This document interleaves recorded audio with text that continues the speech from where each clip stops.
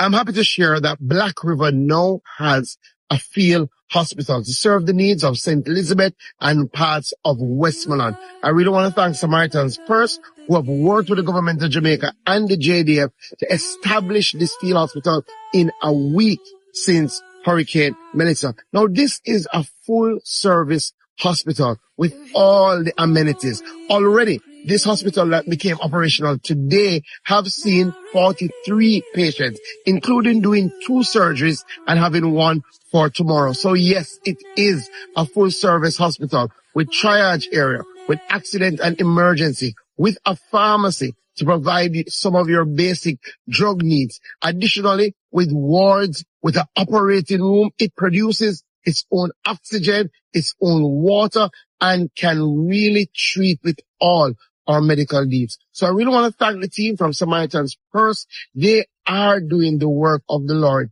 right here in Jamaica.